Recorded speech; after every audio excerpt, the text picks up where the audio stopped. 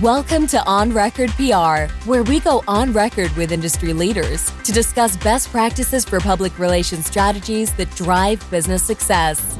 Let's get started with the show.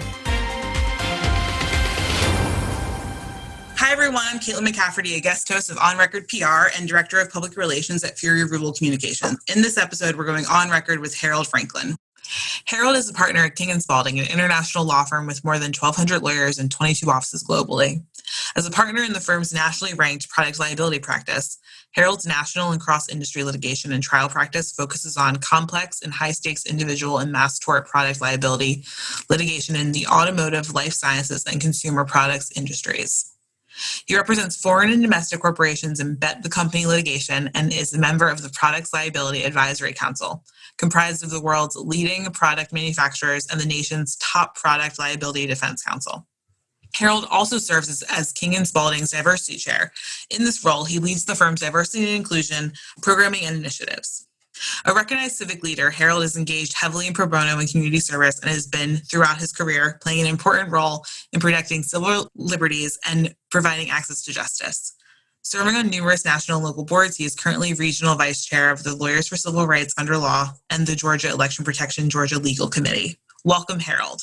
It is the morning of Friday, November 6th, only 3 days following the United States 2020 presidential election. To frame the state of things, we're currently waiting for the final results of Nevada, North Carolina, Pennsylvania, where I'm based, and Georgia, where you're based. I'm grateful for you for taking the time to join me today, as I know your work and the work of lawyers defending voting rights and election law is incredibly important and time-sensitive as things are changing moment by moment. Can you tell our listeners a little bit more about the mission for Lawyers Committee for Civil Rights Under Law and its role in the 2020 election? Sure. And good morning, Caitlan. It's a pleasure to be here with you and your guests this morning. So election protection is the nation's largest nonpartisan voter protection coalition. It is really run by the Lawyers Committee for Civil Rights Under Law, along with many coalition partners across the nation, other organizations, grassroots organizations. And the whole point of the program is about the very fundamental concept that every eligible voter should be able to vote and for their vote to be counted. So we work to prevent disenfranchisement and to ensure the integrity of the electoral process. And we have been doing that for many, many years now. The Lawyers Committee, again, is the architect of this program, which arose shortly after 2000 with what happened with the election there and distrust in the system. And so just as a really foundational principle of our democracy, we should all agree that every citizen who is eligible to vote, who is registered to vote, should be able to vote and for their vote to be counted. That certainly should not be a controversial topic. It should be something that we all agree upon, but it is an issue that is fraught with a lot of nuances and views about this topic, but it's one that we're very passionate about.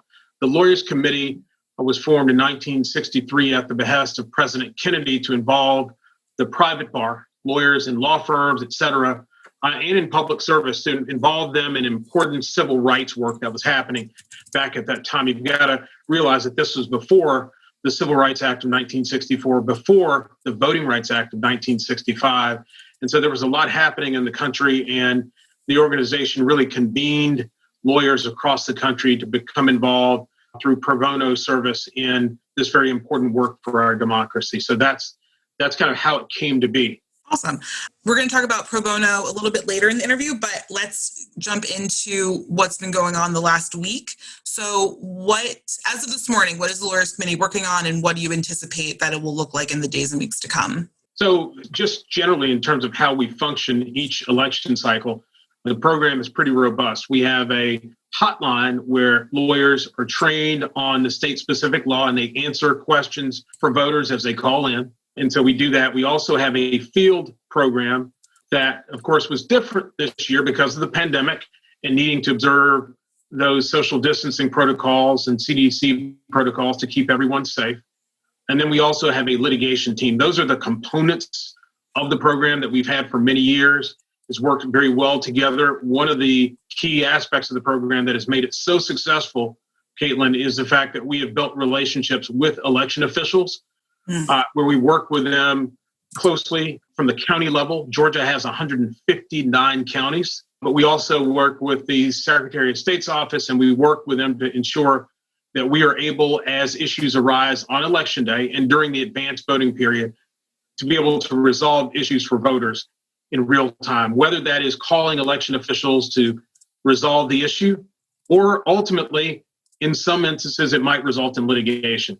So we were very busy, as you can imagine, on Tuesday, but there was historic turnout during the advanced voting period that was written about a good bit in Georgia, the first couple or several days of advanced or early voting.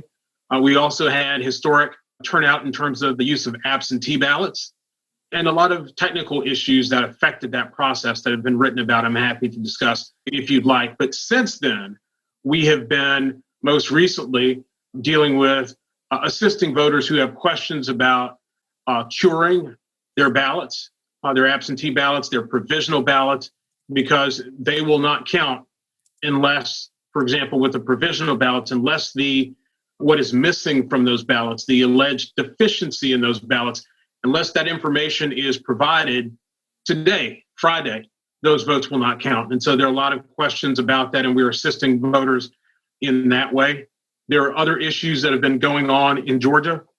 There were a good number of polling places where the hours had to be extended on Tuesday as a result of technical failures regarding machines that were used, et cetera. And so those polling hours were extended and voters voted in those those time allotments. And so there are questions about those votes and how they are going to be treated.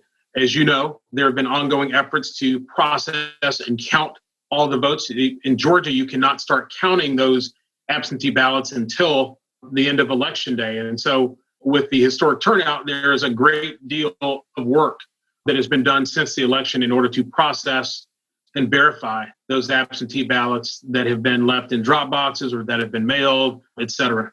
I've been watching Georgia closely the last few days, and I've been watching, there was a flood situation in Fulton County. Is that right? Yes. A water pipe burst. Gwinnett County had some difficulty last night I was watching, but I think it's the foundation of our democracy that every vote is counted. And, that's great work to help voters cure their ballots and make sure their voices are heard. Can you explain a little bit more about why this election is unique for Georgia? I know that there is some differences in Georgia with the runoffs and for the Senate. Could you talk about that a little bit too? Sure. So in terms of what's unique about Georgia this time, there is a lot that happens or that has happened in recent years in Georgia regarding elections. We have had the exact match system. We've had different protocols that have been put in place, many of which have been very controversial because they have disproportionately affected communities of color. And I think that that's important that we understand the context of this issue.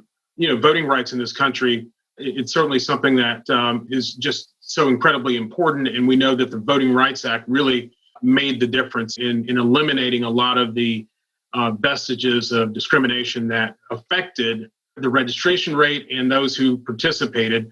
There was a lot of intimidation and things that happened in voter suppression. I had the pleasure of, over many years, becoming very close with Congressman John Lewis, who certainly is an inspiration and was a dear friend, and he certainly continues to inspire us all. And again, we're nonpartisan. It's all about preventing and stopping disenfranchisement, whoever is engaging in that conduct. So I think that's important, and we should all agree that we should be able to coalesce around that core value. And so there's a lot that has happened on the Georgia legal landscape. There's been a lot of litigation. I will say that it's no secret that there was a tremendous transformational moment in our country in 2013 when the U.S. Supreme Court struck down the Shelby County versus Holder. In that case, they struck down a key provision of the Voting Rights Act. And Caitlan, within less than a day of that decision, across the country, in Texas and other places, states implemented a lot of the measures, whether it's photo ID, et cetera, that were put in place that they could not have put in place before without getting approval or pre-clearance from the government, that they implemented almost immediately. Right. The rationale for those things is to prevent voter fraud. But if you look at any of the studies, look at the data, in-person voter fraud is a fiction. It is so incredibly rare. It is a small percentage that is far less than 1%. And so you're dealing with the rationale for these measures put in place, photo ID, et cetera. The rationale was to prevent voter fraud. Well, again, in my view, that was a solution looking for a problem.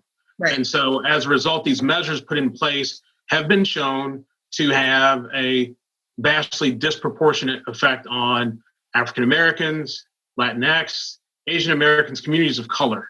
And so that has been really what this has been about, is helping to work to protect voters and to ensure that they are not disenfranchised through purges, et cetera, and other measures that have been put in place. So that's what the discussion is about when you're dealing with voting rights. And of course, right now in our nation, things have been incredibly divisive with the rhetoric around and controversy around actually counting votes, which certainly should not be controversial, but that's something. There's a lot of concern. There's a lot of distrust, concern about the Postal Service, a lot of things that have happened in Georgia also that have in many ways undermined confidence in the system.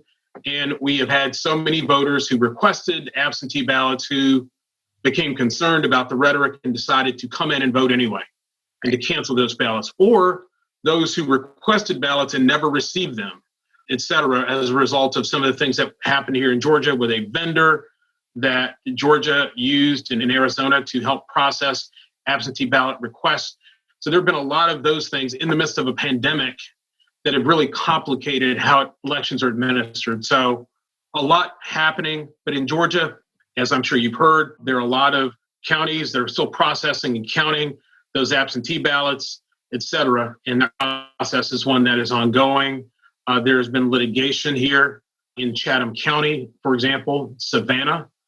There was litigation and a lawsuit in which some of those votes were being challenged, and the court dismissed that complaint. And we've had calls from voters who have called the 1-866 Our Vote number, which is the number for the Lawyers Committee that we ask everyone to call, and about partisan actors who have gone to the scene and who were, many felt that it was intimidation, the presence of these individuals who were there. And so those are some of the types of things that have been happening. Really, it's a very fluid situation here, but it's my understanding, I've not seen the news today, but that, they are making progress in processing these votes, again, to ensure that every vote that was properly cast is counted.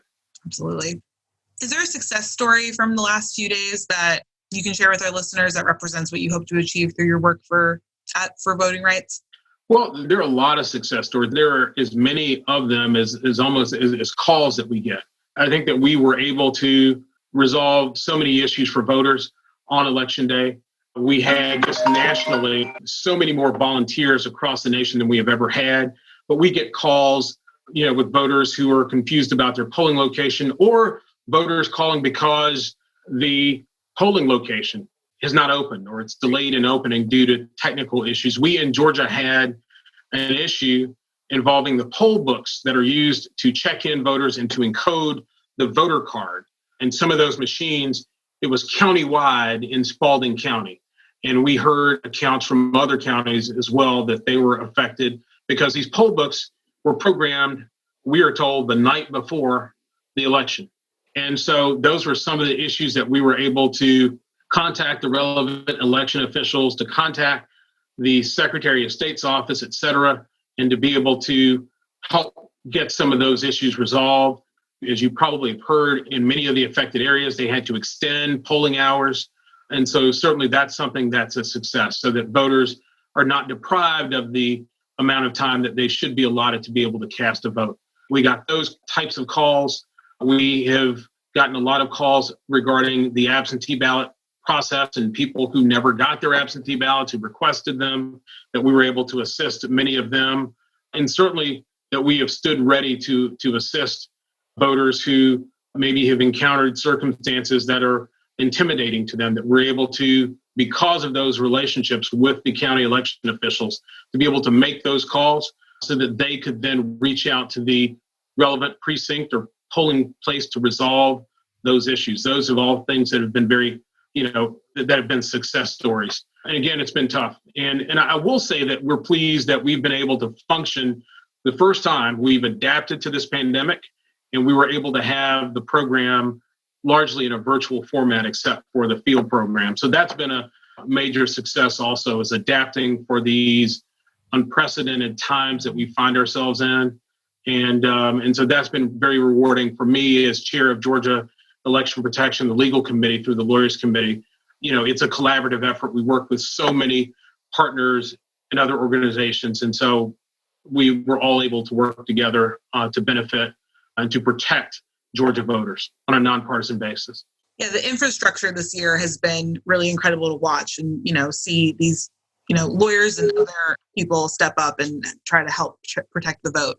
Speaking of the volunteers, it's been reported throughout the last several weeks that support from Big Law to answer election inquiries and protect voting rights has increased exponentially in 2020. The American Lawyer reported last week that the Election Protection Program totaled roughly 23,000 volunteers this year. And Daily Report reported that an estimated 7,000 volunteer lawyers from the National Bar Association alone activated to thwart voter suppression and aid voters. Why do you believe there has been such an increase in election support from big law firms this year?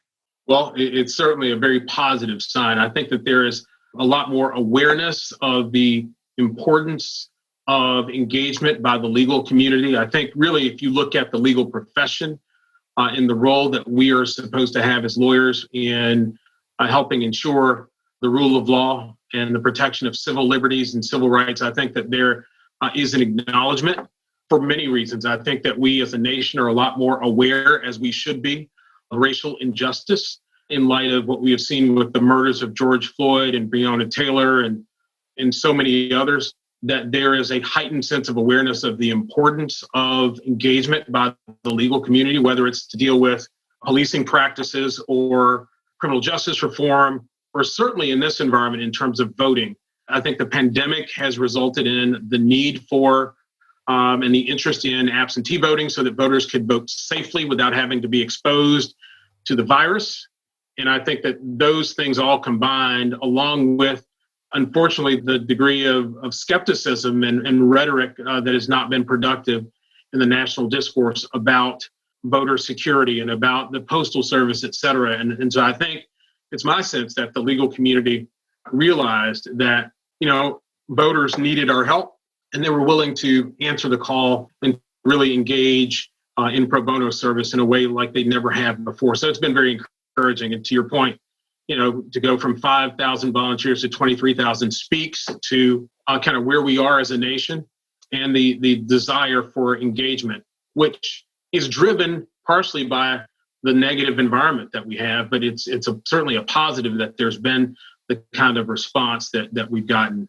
And again, I think it's important that we maintain the focus that there's nothing partisan about ensuring that all eligible Americans, eligible voters are able to vote and for their votes to be counted and for them not to be disenfranchised. That's just what we should be about as a nation. It's part of our DNA, or certainly should be. I believe it is. And I'm just really happy that the legal community has risen to the occasion to help protect our democracy in this very important way. Absolutely. And we've been watching that just as a legal industry partner. If you're Rubel, we've been watching Big Law step up for pro bono for the pandemic, racial injustice, the election. It's been really gratifying to watch, and it's wonderful to support these law firms and the lawyers that do the work. I'll say that my firm, King Spalding, we have been out front in terms of social justice initiatives that we've been able to engage in, provide opportunities for our lawyers to engage in many of those efforts. We've also been able to partner with many of our clients on these efforts. And certainly in the election protection context, we have been involved with election protection for many years. I've been involved for almost since the beginning, but we have had so many more volunteers than we ever have before. And that's obviously a very positive sign. But, with the firm support, that's something that's very important. A firm that values pro bono service, giving back, protecting democracy in a nonpartisan way is really important. So that's been very encouraging. What recommendations do you give to individuals like our listeners who want to use their time, talents, and voice to support voting rights and the achievement of social justice in the short term?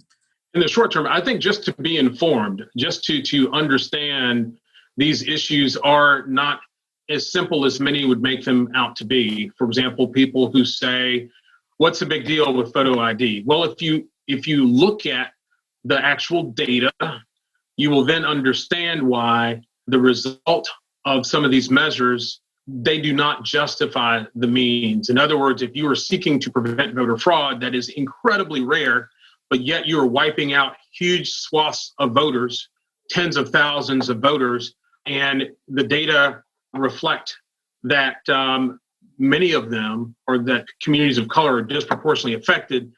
I think that is a kind of honest discussion that we need to have and why this issue is relevant. So I would encourage lawyers to be informed about the actual issues and the data, not the rhetoric, and then to become engaged in being a part of helping ensure that we remain the greatest nation on earth, and that is that our elections have integrity, and that voters can have confidence in the outcome of elections and in the process also, and that we are working to prevent these efforts to disenfranchise. I think, to just take an honest look at it, it'd be hard to argue with credibility that many of these measures that have been put in place post-Shelby are anything but efforts to deselect or to frame or to limit who gets to vote for or against a party. And so I think that's important that we keep in mind. This is about our democracy, about our core values. No matter which side of the aisle you're on, we should all agree with that. Absolutely. I could honestly talk to you about the Shelby decision all day, but do you have any final thoughts on your work for this election cycle? Anything else that you would love our listeners to know? Well, I am hopeful and optimistic. I know Congressman Lewis, last year, I know we talked about the Voting Rights Act and how devastating it was for it to be affected the way it was after the Shelby County decision. And I am hopeful that the John Lewis Voting Rights Act of 2020 will be passed. Yes. And that we will have those protections back in place so that we are not having to engage in so many efforts to prevent some of these efforts to disenfranchise, and that we're able to. So that's something I am hopeful about. I think that I'm optimistic about the level of engagement and where we are headed as a nation. I'm optimistic about when you look at just the very diverse groups, demographic groups within our country who are all coalescing around core values, preventing discrimination in all of its forms. I think those are great things that we are seeing, and that we're moving in the right direction as a nation. So I'm optimistic, but I think that as long as there's a need for this type of work and advocacy, that the legal community should remain heavily engaged, and I certainly will always do that. Great. Harold, I am thrilled you could join me today. I really enjoyed our conversation. I'm sure our listeners have too. Where can our listeners learn more about Lawyers Committee for Civil Rights Under Law? So the organization is the Lawyers Committee for Civil Rights Under Law. You can find us on the internet. If you want information about election protection, you can go to 1-866-OUR-VOTE.org or call the 1-866-OUR-VOTE phone number to learn more about the Election Protection Initiative. Again, a nationwide initiative. So that's what I would suggest for those who would like to get involved. We've got law firms across the country and solo practitioners and folks in government, et cetera, who have been heavily engaged in this. And there are great resources there, and we'd encourage you to get involved. Awesome. Well, thanks so much for your time today. And I hope you get some rest. Thank you. Thank you. It's been a pleasure, Caitlan, and thank you for what you're doing to inform the public on this very important topic. Great. Thank you. Thank you. Glad to be with you. This episode is brought to you by Furia Rubel Communications. Recognized as the #1 agency by the National Law Journal, Furia Rubel helps top businesses and law firms with high-stakes public relations and marketing, reputation management, crisis planning, and incident response, including high-profile litigation media relations. To learn more, go to furiarubel.com or email podcast@furiarubel.com. Thank you for listening to On Record PR. Visit our website, onrecordpr.com, to subscribe to the show, share it with your friends on social media, find show notes, additional episodes, and more information. We'll see you next time. In the meantime, feel free to send us questions or show ideas at podcast@onrecordpr.com.